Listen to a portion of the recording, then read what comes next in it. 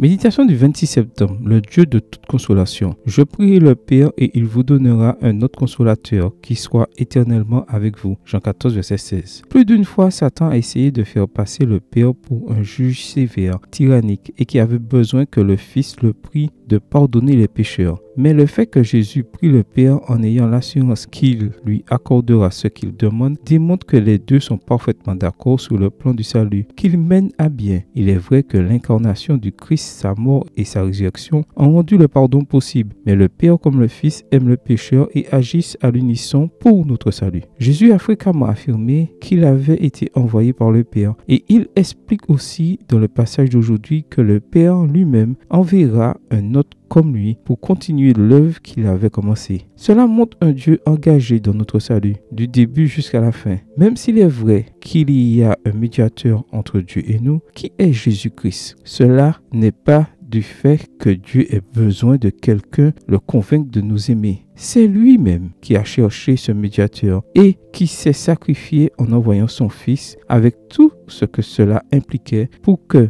devenant l'un d'entre nous, il puisse être notre médiateur. La médiation n'est donc pas là pour motiver Dieu. Elle est au contraire un pont qu'il a créé pour que les pécheurs aient accès à lui. Bien que Satan présente le Père comme sévère et disposé à ne pardonner qu'en vertu de l'intercession du Fils, la vérité est que le Père et le Fils œuvrent en totale coopération pour le salut de l'être humain. Comme l'a dit Jésus lui-même, moi et le Père, nous sommes un. Jean 10, verset 30. La prochaine fois que vous penserez à Dieu, ne le voyez pas comme le professeur de la matière où vous avez vraiment été mauvais à l'examen. Il n'est pas en train de vous juger pour vous donner une note. Il n'est pas fâché contre vous. Il n'a pas besoin que quelqu'un apaise sa colère. Dieu vous aime tout simplement. Il ne cherche pas à vous punir, mais à vous sauver. Il hait le péché, mais aime le pécheur. Et il vous aime tant qu'il a décidé de déverser sa justice sur son propre Fils, Jésus-Christ, afin de pouvoir vous traiter comme si vous n'aviez jamais péché. C'est ça la véritable consolation. Amen. Bonne journée à vous et que le Seigneur vous bénisse.